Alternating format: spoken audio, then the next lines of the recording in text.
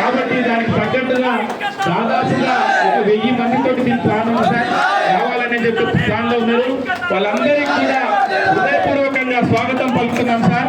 వీళ్ళందరికీ నాగర్ కర్నూల్ మాల ఉద్యోగుల సంఘం అందరికీ కూడా హృదయపూర్వకంగా జిల్లా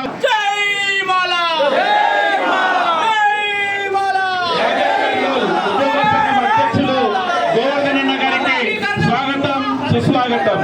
గోవర్ధన్ అన్న గారికి స్వాగతం సుస్వాగతం.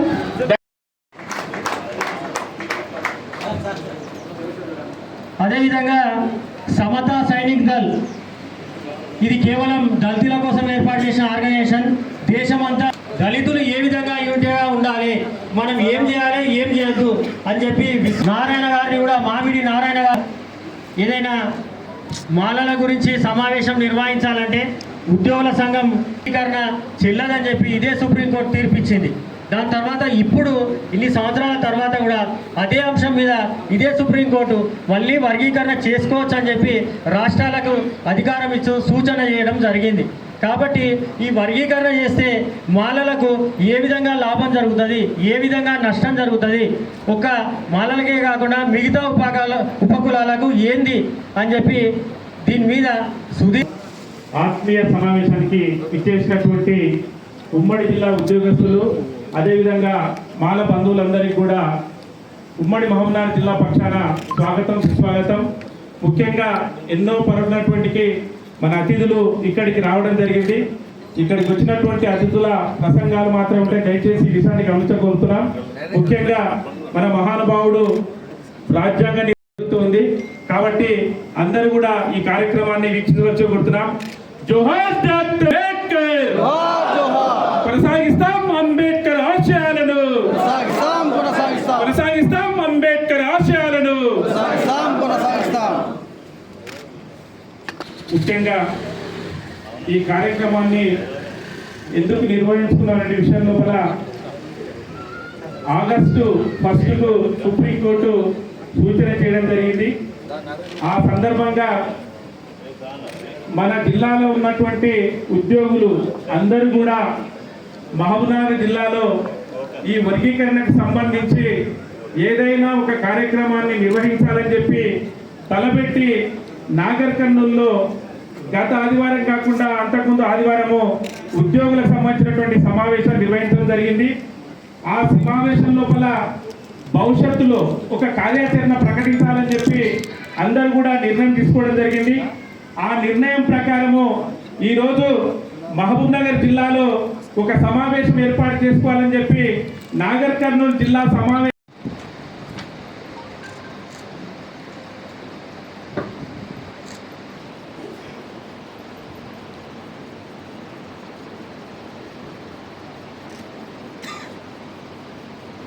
దయచేసి అందరు కూర్చోవలసింది కోరుతారు.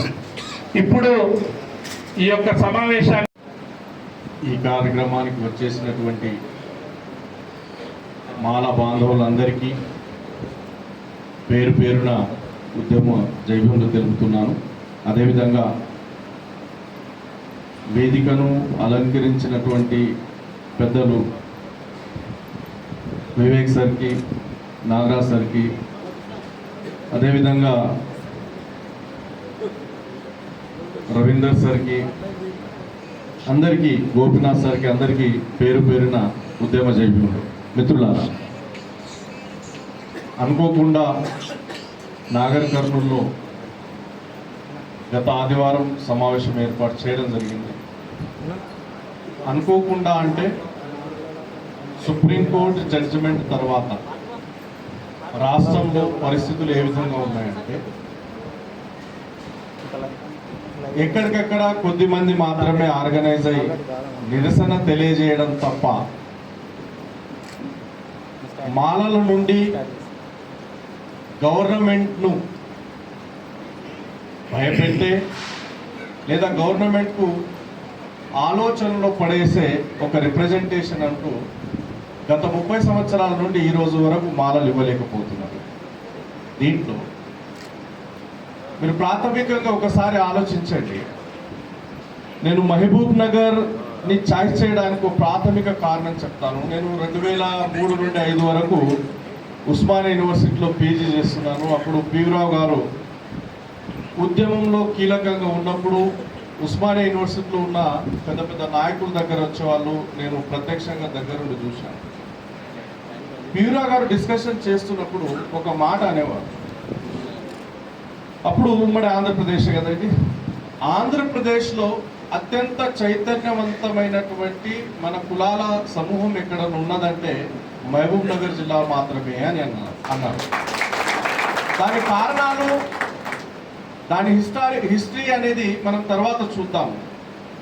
వాస్తవానికి మహబూబ్ నగర్ను మోడల్ తీసుకున్నారు. మహబూబ్ నగర్లో ఒక భారీ బహిరంగ సభ పీవీరావు గారు ఒకటి పెట్టారు, మీకు ఐడియా ఉంది.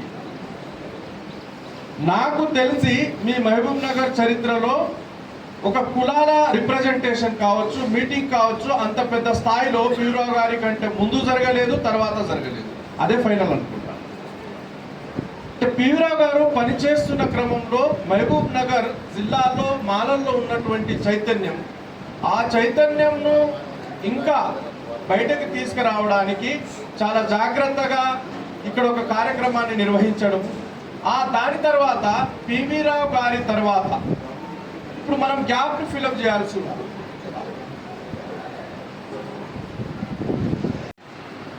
ఇది మనం ఇచ్చిన అవకాశం. దాదాపు 29 నుండి 30 లక్షల పాపులేషన్ ఉన్నటువంటి ఈ రాష్ట్రంలో మాలల్లో చైతన్యం రాకపోవడానికి కారణము మీరు, నేను, మనమందరం. దానికి కారణం ఏంటంటే ఇప్పుడు ఆ కమ్యూనిటీకి ఇంట్రెస్ట్ ఉంది, కమ్యూనిటీ కదలడానికి సిద్ధంగా ఉంది. కానీ వాళ్లకు ఒక నీడ కావాలి, వాళ్ళకు ఒక అండ కావాలి. ఉద్యోగులు వాళ్ళు ప్రశాంతంగా ఉద్యోగం చేసుకుంటున్నారు. ఉద్యోగ సమాఖ్య ఏర్పాటు చేసి వాళ్లకు ఆ డిపార్ట్మెంట్లో ఉన్న సమస్యల మీద ఎప్పుడైనా కూర్చొని మాట్లాడుతున్నారు. సంవత్సరానికి ఒకసారి జయంతి కార్యక్రమాలు పెట్టి నాలాంటి స్పీకర్లను పిలిచి ఉపన్యాసాలు ఇస్తున్నారు తప్ప దాని తర్వాత గ్రామ స్థాయిలో మనం వెళ్ళి మన ప్రజల్ని కాంటాక్ట్ చేసే ప్రయత్నం మనం చేయలేదు. మన ప్రజల్ని చైతన్యం చేయడానికి ఉన్న అవకాశాలను మనం సద్వినియోగం చేయలేదు. మనం ఒక నీడ కింద ఆర్గనైజ్. ఇంత పెద్ద ఎత్తున నా కుటుంబంగా భావించి ఒక స్టేజ్లో నేను కొంచెం నిరుత్సాహపడిన, చాలా చైర్లు ఖాళీ ఉండే. ఏంటి మరి అన్నాన్ని పిలిచారు, వివేకానందను నన్ను మీడియాకి ఏమన్నా పోతే మనం ఇంత వీక్ ఉన్నామా అనే ఒక భయం అనిపించింది. కానీ ఇప్పుడు చూస్తే చైర్ అందరం ఇంత సంఘటితంగా ఉన్నామంటే ఆ గొప్ప మహనీయుడి వల్లనే ఈరోజు తెల్ల దుస్తులు వేసుకొని మీ ముందు చట్టసభల్లో మేము అందరం కూడా మాట్లాడగలిగే హక్కు కల్పించినందుకు వారిని మనం ఒక దేవుడి కంటే ఎక్కువగా నేను భావిస్తాను. సోదరులారా, నేను జరిగే ప్రాక్టికల్ చెప్తాను, ఎందుకంటే ఇంకా వక్తలు ఉన్నారు చాలా. డాక్టర్గా రిక్రూట్ అయినా, ఎస్ఐగా రిక్రూట్ అయినాక అంచెలంచెలుగా అన్ని ఒడిదడుకులు అన్ని ఆ కారణాన్ని అనుభవించుకుంటూ వచ్చినాను. ఒక క్యాస్ట్ ముందుకు వచ్చినప్పుడు ఒక క్యాస్ట్ను ఎంత దోస్తుంటారు మనం ఆటోమేటిక్గా. సో అవన్నీ చదివి చూశాను డిపార్ట్మెంట్లో. ఆయన కూడా ఎక్కడ కూడా తలొగ్గలేదు, ఎవరి కాళ్ళు మొక్కలేదు, ఎవరికి దండం పెట్టలేదు. Yes, I'm the Ambedkarist. Ambedkar లాగానే ఉంటానని స్ట్రాంగ్గా బిలీవ్ చేసిన పర్సన్. నేను ఇంకో నగ్న సత్యం చెప్తాను, నేను ఎవరి కాళ్ళు బాపుని కాళ్ళు మొక్కను, ఎవరి కాళ్ళు మొక్కను. మొక్కితే మా తల్లిదండ్రుల కాళ్ళు మొక్కను. ఇప్పుడు ఎవరి మా అక్క సజీవంగా ఉంది, ఆ అక్క నాకంటే పెద్దది కాబట్టి మా అక్క కాళ్ళు మొక్కుతారు. రాఖీ పండుగ కట్టినప్పుడు కానీ ఇంకెప్పుడు నేను ఎవరి కాళ్ళు మొక్కను. ఎందుకు చెప్తున్నా అంటే, దయచేసి మనందరం మేధావులు మైక్ ఇస్తే ఒక్కొక్కరు 1 గంట సేపు అనర్గళంగా జాతి కోసం మాట్లాడగలుగుతారు, అనర్గళంగా ఈ యొక్క సొసైటీలో జరుగుతున్న దానిపైన మాట్లాడే మేధావులు ఉన్నారు. ఫస్ట్ మనం మారాలి. మనం మారాలంటే మన మహిళా సోదరులు మారాలి మన ఇంట్లో. అంబేద్కర్ ఆ రోజే చెప్పిండు, గుడులు కాదు నాకు బడులు కావాలి, బడులు అయితేనే మేధావులు అవుతారని. ఆ ఫిలాసఫీ నమ్ముతాను నేను ఏ డయాస్ మీద ఎక్కినా కూడా ఓపెన్గా ఛాలెంజ్ చేసి చెప్తాను, నాకు గుడులద్దు బడులు కావాలి, బడులు అయితే నా పిల్లలు, నా దళిత ముద్దు పిల్లలు, నా యొక్క బడుగు బలమైన వర్గం. అతను మనం నిద్రలేసే వరకు మొత్తం అందరినీ అన్ని పార్టీలలో చెప్పుకుంటూ వచ్చిండు, మాలలు లేరు, మాలలు తక్కువ, అన్ని వాళ్ళే తింటున్నారు, మాదంతా దొబ్బి తింటున్నారు, అన్ని ఉద్యోగాలు రిజర్వేషన్లలో మొత్తం వాళ్ళదే అని చెప్పే వరకు ప్రతి ఒక్కరు నమ్ముతున్నారు. మొన్నటి వరకు కూడా అన్న నేను సీఎం గారి దగ్గర పోయే వరకు కూడా మన మాలలో ఏదైతే అదేది మన క్యాస్ట్ సబ్ క్యాస్ట్ అంటారు కదా, నేత కానీ మన ఎస్సీ మాల అని తెలియదు. సో ఇంత దుర్భర స్థితిలో ఉన్నాం. ఇంకా నగ్న సంస్థ చెప్తా, నేను 2 years నిజామాబాద్లో పనిచేసిన, నా ఆఫీస్లో పనిచేసేవాడు కూడా మనోడే. నేను రిటైర్డ్ అయ్యి వచ్చేటప్పుడు చెప్తున్నాడు, సార్ నేను మీ మాలోని సార్ అన్నాను. అంటే ఇంత దురదృష్టకరం అన్నట్టు. మనోడు ఎక్కడ చెప్పాడు, ఎప్పుడు బయట రాడు. దయచేసి ఈరోజు ఎందుకు వచ్చినామంటే, ఏదైతే మహనీయుడు సమీకరించు బోధించు పోరాడన్నదో అది మనం పాటిస్తలేదు. ఇప్పటికన్నా మేల్కోండి, జాగో, ఇప్పటికన్నా జాగో, లేకుంటే కష్టమైపోతాం మనం. నేను అందుకనే ఒక 2000 మందితోని ప్రతి ఏటా ఒక శబదం తీసుకున్నాను. ఆయనను మేధాశక్తిని గుర్తిస్తూ ఎలా.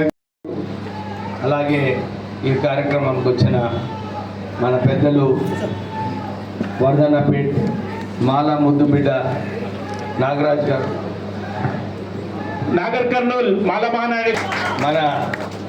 నేను మెడికల్ కాలేజ్లో చదువుకునేటప్పుడు మా ఫైర్ బ్రాండ్ లీడర్ ఉండే డాక్టర్ గోపినాథ్ గారు, అలాగే కాంబ్లే గారు, రవీందర్ గారు, నారాయణ గారు, రమాకాంత్ గారు, డాక్టర్ చెన్నయ్య గారు, కృష్ణయ్య గారు, మన మాల ముద్దుబిడ్డలు సోదరులు అందరికీ కూడా జై భీములు చెప్తూ, చాలాసార్లు కూడా దళిత మన మాల సంఘాలందరూ కూడా అందరూ రాజకీయాలలోనే ఉన్నారు. అందరూ ఎట్లా రాజకీయాలలో ఎదగాలని చెప్పి ప్రయత్నాలు చేస్తూ ఉంటారు. కానీ మొన్న సుప్రీంకోర్టు జడ్జిమెంట్ తర్వాత నేను మన మాలా సంఘాలందరికీ కూడా ఇదే చెప్పినాను, అందరం కలిసి ఉందాము, అందరం కలిసి పోరాడదాము. ఎందుకంటే ఏదైతే సంకేతనాలు బయటకు వెళ్తున్నారో మాలాల సంఖ్య చాలా తక్కువది. మాలలకు వారికి దమ్ము ధైర్యాలు లేవు బయటికి రానికి. మేము మాలను ఇప్పుడే నాగరాజు గారు చెప్పారు, వారి కింద పనిచేసేవారు కూడా లాస్ట్లో రిటైర్ అయిన తర్వాత సార్ నేను మాలా అని చెప్పి వారు చెప్పుకోవడం జరిగింది. నాకు కూడా ఎంపీగా ఉన్నాను 2 సార్లు, ఒకసారి ఎమ్మెల్యే, ఒకసారి ఎమ్మెల్సీ అన్నీ అయినారు. నేను కాన్స్టిట్యున్సీ తిరిగినప్పుడు ఎవరు కూడా వచ్చి నేను మాలా సార్ అని చెప్పి నన్ను కలవకపోతుండే. కానీ లాస్ట్ 2-3 years నుంచి చాలామంది ఈరోజు ఇంత పెద్ద సంఖ్యలో మీరందరూ కూడా రావడము చాలా సంతోషమైన విషయము. ఇప్పుడు వచ్చి ఒక అవగాహన, అరే నిజంగానే మన జాతికి మనం అందరం కూడా ఒక గుర్తింపు తేవాలి, అందరం కలిసి ఉండాలని చెప్పి అందరూ కూడా కలిసి పనిచేస్తున్నారు. ఈ స్ఫూర్తి ఏదైతే ఉందో మీరందరూ కలిసి ఉన్నప్పుడే, మీరందరూ కూడా బయటకు వచ్చినప్పుడే మన సత్తా ఏందో చూపించుకునే అవసరం కూడా ఉన్నది. ఎందుకంటే అందరూ అనుకుంటున్నారు, అరే మాలలో ధైర్యం లేదు, వీళ్ళు మాట్లాడలేరు, వీరు నిజంగానే అక్కడ కార్నర్లో ఉండిపోతారని చెప్పి చాలామంది పొలిటికల్ రాజకీయాలలో అందరు కూడా ఇదే ఆలోచన. ఎందుకంటే నేను టీఆర్ఎస్లో ఉన్నప్పుడు కూడా అదే, బీజేపీలో ఉన్నప్పుడు కూడా అదే, కాంగ్రెస్లో కూడా ఇప్పుడు కూడా ఒక ఆలోచన ఏముందంటే మాలాల సంఖ్య చాలా తక్కువన్నది, వారికి బయటికి వచ్చి అజిటేట్ చేసే సత్తా లేదని చెప్పి ఇది చాలా బలంగా ఉంది ఈ సమస్య. అయితే నేను చాలాసార్లు కూడా పెద్ద వాళ్ళతో చర్చించినప్పుడు కూడా నేను ఇదే విషయం చెప్పినాను. ఇప్పుడే కాంబ్లే గారు చెప్పినట్టు మాలా ఓటు ఏదైతే ఉందో అది చాలా స్టేబుల్ ఓటు. ఎవరికి నిజంగానే చాలా చోట్ల కూడా మొన్న కూడా ముఖ్యమంత్రి గారితో నేను, నాగరాజు గారు, వంశీ గారు, ఎమ్మెల్యే గారు, ఇంకా మన ఖమ్మం సత్తుపల్లి ఎమ్మెల్యే గారు, మేము రాఘమయ్య గారు, మేమందరం కలిసి వెళ్ళినప్పుడు సత్యం గారు చూపదండి, మేమందరం వంశీకృష్ణ గారి పేరు చెప్పినాం. మేమందరం వెళ్ళి వచ్చినప్పుడు కూడా ఇదే విషయం చెప్పినాము. మేము కేవలము 5 నుంచి 6 లక్షల వరకు తక్కువ సంఖ్యలో ఉన్నాము. మా సంఖ్య కూడా చాలా పెద్దగా ఉంది సంఖ్య. అందరూ కూడా బయటికి వచ్చి చెప్పుకోరు, కానీ వాళ్ళందరూ కూడా ఇదే బాధపడుతున్నారు. ఎందుకంటే సుప్రీంకోర్టు డిసిషన్ ఏదైతే ఉందో అందరూ కూడా దీంట్లో కొంచెము జోక్యం చేసుకొని అవగాహన కల్పించుకోవాలి. బాబాసాహెబ్ అంబేద్కర్ గారు చాలాసార్లు కూడా రిజర్వేషన్స్ ఎందుకు ఉండాలి, ఎందుకంటే మనము దళితులు పుట్టిన తర్వాత ఎప్పుడు కూడా దళితులమే ఉంటాం.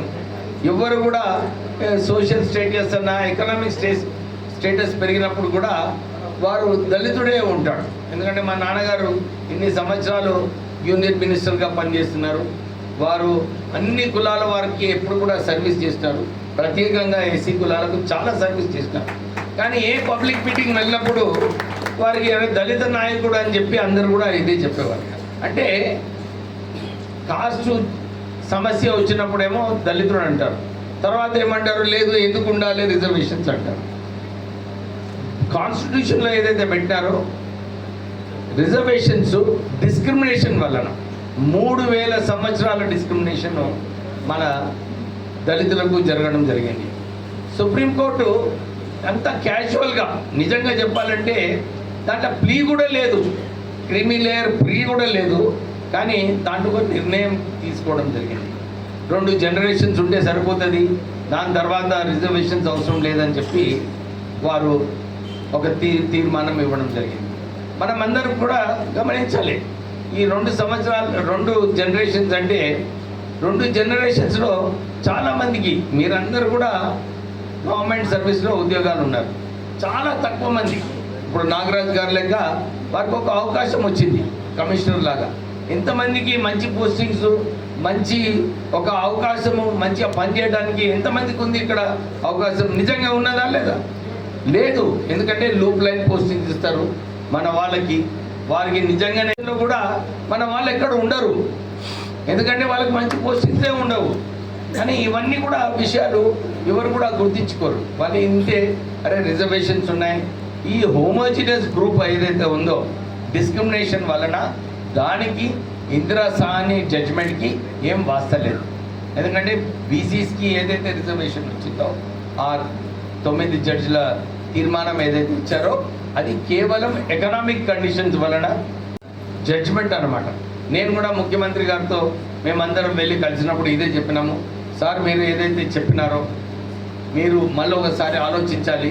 మీరు అసెంబ్లీలో చెప్పినారు, మాల సంఘాలందరూ కూడా, మాల ప్రజలందరూ కూడా ఆవేదనలు ఉన్నారు. ఎందుకంటే జడ్జిమెంట్లు ఆత్మీయతంగా ఉండి అందరూ కూడా బయటికి రావాలి. ఇంకా పెద్ద ఎత్తున మనం ఈ మీటింగ్స్ పెట్టుకుంటే మనకు, ఎందుకంటే మన కాన్స్టిట్యూషన్ ప్రకారంగా మనకు న్యాయం కావాలని చెప్పి మనం పోరాడుతున్నాము. ఎవ్వరు వ్యతిరేకంగా లేదు. ఎందుకంటే ఇంతకుముందు వారు చెప్పినట్టు అరే మాలాలే ఎక్కువ పోస్టులు తీసుకున్నారని చెప్పి ఒక రాంగ్ ఇంప్రెషన్ అన్ని చోట్ల కూడా స్ప్రెడ్ చేస్తున్నారు. కానీ మీరు చూసుకుంటే ఉమ్మడి ఆంధ్రప్రదేశ్లో ఆ రోజులలో చాలామంది పోస్టులన్నీ కూడా ఐపీఎస్, ఐఏఎస్ పోస్ట్ కూడా అక్కడ ఆ ప్రాంతానికి చెందిన వారికే చెందినాయి. అప్పుడు కూడా తెలంగాణ మాలలకు తక్కువ పోస్టులు లభించడం జరిగింది. ఇప్పుడు కూడా అదే పరిస్థితి నడుస్తున్నది. అందు గురించి మాలాలందరూ కూడా ఐక్యతంగా ఉండాలి. మనం కూడా మనకు ఏదైతే హక్కులు ఉన్నాయో, ఎందుకంటే మొన్న కూడా చూస్తున్నారు కాంగ్రెస్ పార్టీలో 2 మాలాస్కి ఎంపీస్కి ఇచ్చినప్పుడు వారు గెలవడం జరిగింది. ఎందుకంటే ప్రజలలో కూడా అందరికీ ఇదే ఉంది, అరే మంచిగా కలిసిమెలిసి ఉంటారు మాలాసు, మనకు వ్యక్తిగతంగా వాళ్ళందరినీ కూడా చూసుకునే బాధ్యత కూడా, వాళ్ళకి ఓటేస్తే మనకు పనిచేస్తారని చెప్పి కూడా ఒక మంచి ఇంప్రెషన్ ఉంది మాలాస్ మీద. మనము దాన్ని కాపాడుకునే అవసరం ఉన్నది. నేను ఈరోజు మేమిద్దరం కూడా ఇంత దూరం ఎందుకు వచ్చినామంటే కేవలము మీ అందరికీ ఒక భరోసా ఇప్పించడానికి, మీ అందరికీ ఒక ధైర్యం కల్పించడానికి. ఏమని ధైర్యము? అరే మేము ఉన్నాము, మీరు ఎవరితో భయపడేది అవసరం లేదు, మీరు మీతో ఏది ఉన్నా కానీ మేము కొట్లాడి మీకోసం మీతో ఉంటామని చెప్పి మీకు ఒక భరోసా కల్పించడానికి రావడం జరిగింది. ఇప్పుడే కామ్లే మాట్లాడేటప్పుడు పాపం ఆయన ఉద్యమకారుడు, ఎప్పుడు కూడా చాలా ఉద్రేకంగా ఉంటాడు. మేము కాంగ్రెస్ పార్టీని ఓడిస్తామని చెప్పి మేమున్న చోట ఆయన అట్లా మాట్లాడు. అంటే మీకు ఆ పరిస్థితి రానియకుంటే చూసే బాధ్యత మాది.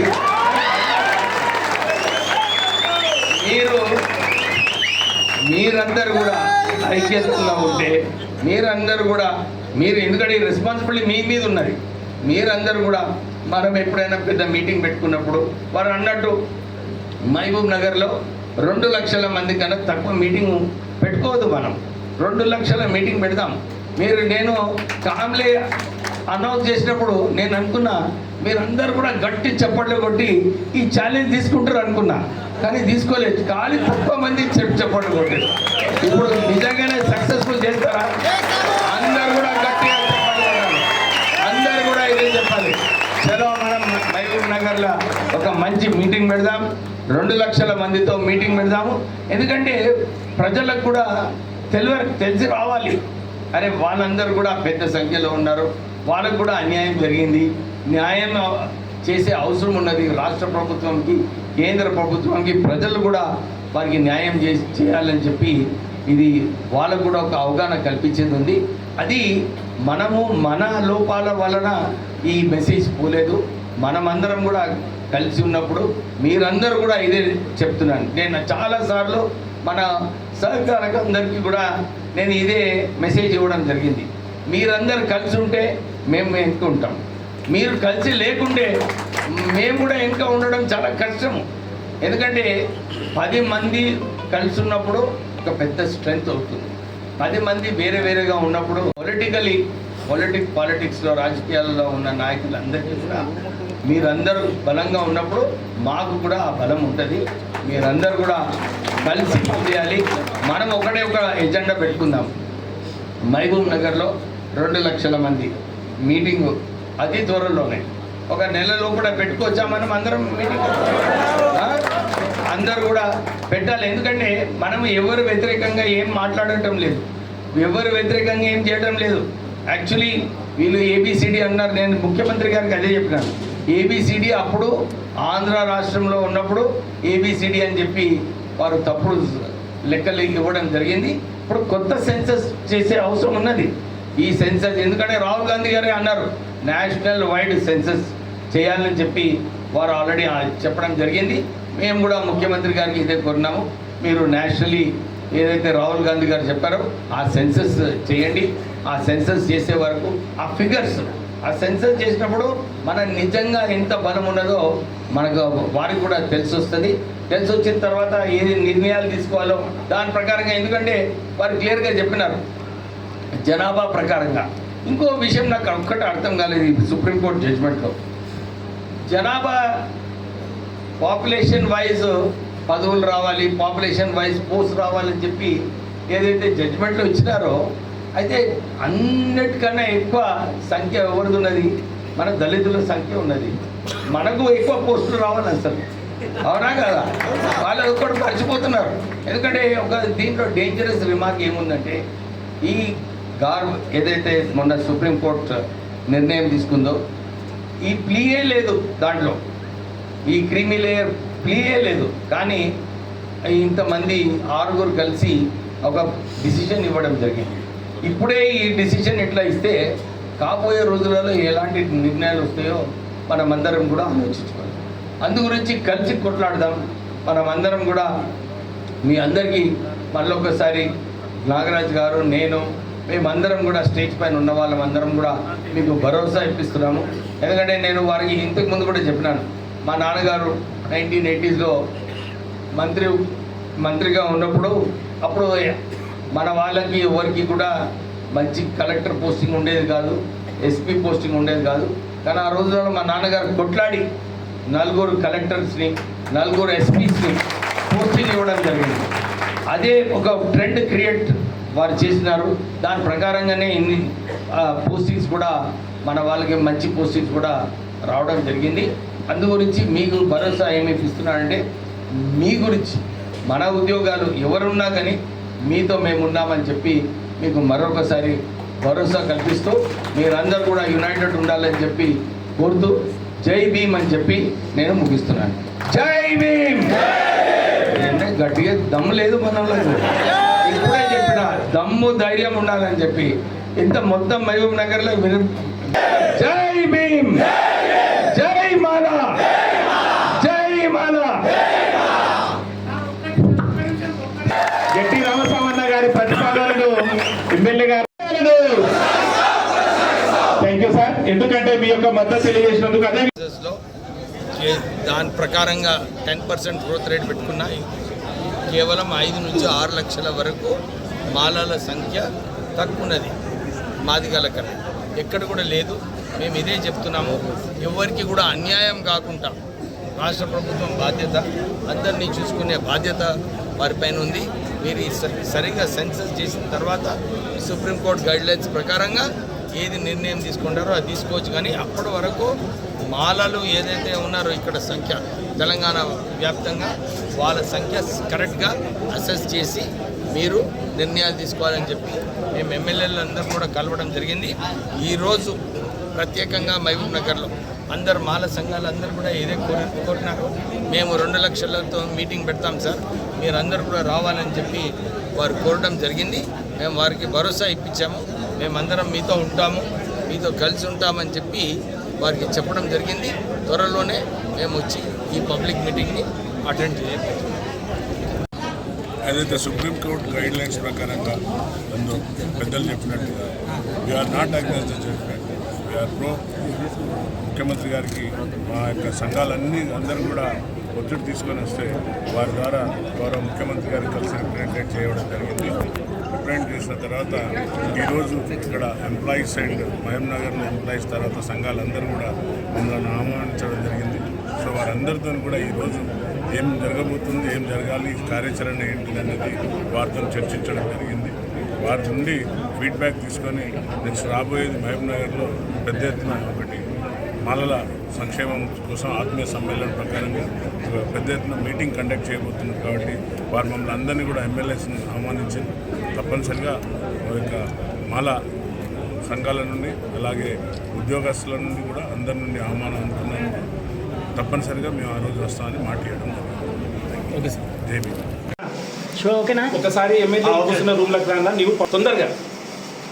మహబూబ్ నగర్లో జాతీయ మాలల ఐక్య వేదిక ఉద్యోగుల సంఘం ఆధ్వర్యంలో ఏబిసిడి వర్గీకరణ అంశంపై భవిష్యత్ కార్యాచరణ ఏ విధంగా ఉండాలి, సుప్రీంకోర్టు తీర్పు వచ్చిన తర్వాత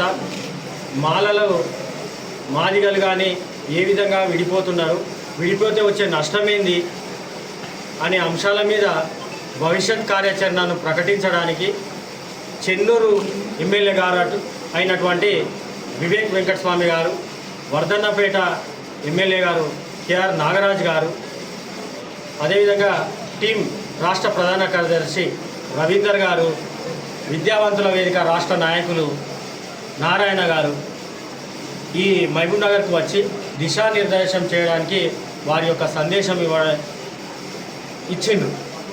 దీని మీద మాలలు, రాష్ట్రంలో ఉండే మాలలు అందరూ కూడా ఏ విధంగా ముందుకు వెళ్ళాలి, ఏ విధంగా ఉద్యమాన్ని ముందుకు తీసుకువెళ్ళి మాలలకు న్యాయం జరిగే విధంగా పోరాటం చేయాలి అనే ఉద్దేశం పైన ఈ సమావేశం ఏర్పాటు చేయడం జరిగింది. దీనికి గాను రాష్ట్ర అధ్యక్షులు జాతీయ మాల ఐక్యవేదిక ఉద్యోగుల సంఘం రాష్ట్ర అధ్యక్షులు దూమల నిరంజన్ గారు, అదేవిధంగా నేను జాతీయ మాల ఐక్యవేదిక జిల్లా అధ్యక్షుడు రమాకాంత్ నా పేరు. నేను ఈ కార్యక్రమాలను అందరూ కూడా ఉద్యోగుల సంఘం పక్షాన మేమందరం ఈ కార్యక్రమాన్ని నిర్వహించడం జరిగింది. దీనికి గాను ఉమ్మడి మహబూబ్ నగర్ జిల్లాలో అన్ని మాల సంఘాలు, అన్ని మాల ఉద్యోగ సంఘాలు అని చెప్పి అందరూ వీడికి రావడం జరిగింది. ఈరోజు ఈ కార్యక్రమం విజయవంతం చేయడం జరిగింది. దీని గురించి మా రాష్ట్ర అధ్యక్షులు దూమల నిరంజన్ గారు మాట్లాడతారు. అంతకుముందు ఉద్యోగుల సంఘం సలహాదారులు కృష్ణయ్య గారు మాట్లాడతారు. జిల్లా సలహాదారుగా పనిచేస్తున్నాను. అయితే యాక్చువల్గా ఏంటంటే మనకు జరుగుతున్నటువంటి అన్యాయం ఏంటి అంటే మేము అనేది రాజ్యాంగం ప్రకారంగా విభజన జరగాలి అని 341 ఆర్టికల్లో ఏం చెప్తుందంటే పార్లమెంట్లో ఆమోదం పొందిన తర్వాతనే విభజన చేయాలనేది అప్పుడు అంబేద్కర్ గారే రాసినటువంటిగా. అయితే దాన్ని మేము ఏమంటున్నాం అంటే రాజ్యాంగం ప్రకారంగా రిజర్వేషన్ చేయండి, రిజర్వేషన్కు వ్యతిరేకం కాదు, కాకపోతే రాజ్యాంగం ప్రకారంగా జరగాలనేటువంటిది మా ఉద్దేశం. అదే కాకుండా బట్ ఇది కూడా కరెక్ట్ కాదు. క్రిమిలేయర్ అనేది ఓసీలకు కానీ తర్వాత అదర్ వాళ్ళకి ఎందుకు ఉండదు, ఓన్లీ ఎస్సీ ఎస్టీలకు బీసీలకు ఎందుకు ఉంది. ఓసీలకు 50% రిజర్వేషన్ ఉంది, దాంతోపాటుగా మన 10% ఈడబ్ల్యూఎస్ అనేటువంటి రిజర్వేషన్ తీసుకుంటారు. మరి అందరికీ ఒకటే రకమైనటువంటిది ఉండాలి కదా విధానం. బట్ ఇది కూడా మేము వ్యతిరేకిస్తున్నాం. బట్ ఈ మందకృష్ణ మాదిగా బీజేపీ సంకన చేరి ఆయన ఏం చేస్తుందంటే మా ఇద్దరికి కూడా అన్యాయం చేస్తాము, మాలలకు మాదిగలకు ఇద్దరికి అన్యాయం చేస్తాము. అది అందరూ కూడా గుర్తించాలనేటువంటి మాదిగ సోదరులను కూడా నేను సభాముఖంగా కోరుతున్నాను. Thank you sir. జై భీమ్లో ఈరోజు ఉమ్మడి మహబూబ్నగర్ జిల్లా ఉద్యోగులకు సంబంధించి ఆత్మీయ సమ్మేళనం నిర్వహించడం జరిగింది. ఈ సమ్మేళనం యొక్క ముఖ్య ఉద్దేశం ఏంటంటే ఆగస్టు 1 తర్వాత సుప్రీంకోర్టు సూచన చేసింది వర్గీకరణ విషయంలో. ఈ వర్గీకరణ విషయంలో సుప్రీంకోర్టు సూచనల ప్రకారం ఉద్యోగ సంఘాలన్నీ కూడా ఏం చేయాలి, ఎలా భవిష్యత్తు ప్రణాళికను నిర్ణయించుకోవాలి. అయితే మేము వర్గీకరణకు వ్యతిరేకం కాదనేది ఇక్కడ అందరూ గుర్తుంచుకోవాలి. మేము వర్గీకరణ వ్యతిరేకం కాదు, కానీ జనాభా తమాషా ప్రకారం అంటే ఎప్పుడో చేసినటువంటి జనాభా లెక్కలను ఆధారంగా చూపెట్టి వర్గీకరణ చేయడం అనేది సమంజసమైనటువంటి విధానం కాదు. కాబట్టి కొత్తగా సెన్సెస్ జనాభా లెక్కలను చేసి అందులో ఉన్నటువంటి మాల ఉపకుమాల సంఖ్యను కూడా లెక్కకు తీసుకొని అప్పుడు ఎంత ఉందని చూసి ఆ తమాషా ప్రకారము వర్గీకరణ చేయాలనేది ఒక ఉద్దేశం. రెండవది, రాజకీయమైనటువంటి లబ్ధితో వర్గీకరణను ముందుకు తెస్తున్నారు కాబట్టి ఈ విషయాన్ని సోదరులు కూడా గమనించాలని చెప్పి మేము విజ్ఞప్తి చేస్తున్నాం. ఒకవేళ అట్లా వర్గీకరణ జరగాలనుకుంటే ఇప్పటి వరకు ఈ రాష్ట్రంలో జరిగినటువంటి దళిత బంధు కానీ, తర్వాత 3 ఎకరాల భూమి కానీ, తర్వాత ఏదైనా సరే సంక్షేమ పథకాలు ఏవైతే ఉన్నావో ఆ సంక్షేమ పథకాల ఫలితాలు ఎవరు ఎక్కువ పొందినరో గమనించి దానికి తగ్గట్టుగా ఈ రాష్ట్రంలో వర్గీకరణ చేయాలనేది మాలాల ప్రతినిధులుగా మేము ఇక్కడ రిప్రజెంట్ చేస్తున్నాం. రాబోయే రోజుల్లో ఈ జిల్లాలో, ఎందుకంటే సంఖ్యతో ప్రామాణికం చూపెడుతున్నారు కాబట్టి ఈ జిల్లాలో ఒక భారీ బహిరంగ సభ నిర్వహించాలని కూడా నిర్ణయం చేయడం జరుగుతుంది ఈరోజు. అందుకు తగ్గట్టుగా ఈ జిల్లాలో ఒక బహిరంగ సభ నిర్వహించి మాలల యొక్క సంఖ్యను కూడా మేము తెలియజేసే క్రమం లోపల మేము కృషి చేస్తామని చెప్పి ఈ సందర్భంగా తెలియజేస్తూ, వర్గీకరణ అనేది తప్పకుండా తమాషా ప్రకారము లెక్కల ప్రకారం కానీ శాస్త్రీయంగా జరగాలనేది మేము ప్రభుత్వాన్ని డిమాండ్ చేస్తాం. మాలల ఐక్యత లేదంటే మాలలందరూ కూడా ఎట్లా ఉన్నారని అంటే అందరూ సామాజిక ఉద్యమకారులు వాళ్ళంతా. అంటే సమాజంలో జరిగేటటువంటి ఎవరికి అన్యాయం జరిగినా కూడా మాలనే ముందుంటుంది. అంటే ఈడ ఉన్నటువంటి మాలల ఐక్యపోతే అంటే అందరినీ సమానంగా ఉండాలని కోరుకునే వ్యక్తులు కాబట్టి కొన్ని రోజుల వరకు అంటే 30 సంవత్సరాలుగా సోదర సంఘం వాళ్ళు చేస్తున్నట్టు దుష్ప్రచారాన్ని ఖండించలేకపోయింది. కానీ ఇప్పుడు వాస్తవ విషయం లోపల ఇప్పుడు ఐక్యత ఉంది. అది ఐక్యతని ఇప్పుడు చూపెడుతున్నారు. తప్పకుండా ఈ ఐక్యత మహబూబ్నగర్ జిల్లాలో మొదలైంది. ఈరోజు తెలంగాణ రాష్ట్రం మొత్తం పాకుతుంది. ఎందుకంటే ఇన్ని రోజులు సోదరులను మనం అందరం కలిసి ఉండాలనేటటువంటి ఒక దృక్పథంతో మేము ఎప్పుడు కూడా ఇలాంటి సమావేశం కూడా మేము నిర్వహించాలి.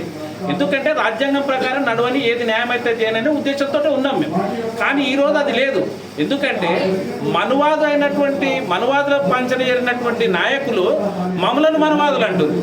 అంటే మేము ఎప్పుడు కూడా ఈ రాష్ట్రంలో జరిగినటువంటి ఏ సంక్షేమ పదాలు వాళ్ళకు వచ్చినా ప్రజాప్రతినిధులుగా వాళ్ళు ఉన్నా, ఉదాహరణకు తీసుకుంటే మహబూబ్నగర్ జిల్లాలో 64 మండలాలు ఉన్నట్టు సందర్భంలో కేవలం 2 మండలాలు మాత్రమే జెడ్పీటీసీలు ఉన్నారు, 2 మండలాలు మాత్రమే ఎంపీపీలు ఉన్నారు. అలాంటి సందర్భం కూడా మేము ఎప్పుడు వాళ్ళ మీద ఈర్ష్యద్వేషాలతో మాట్లాడలే.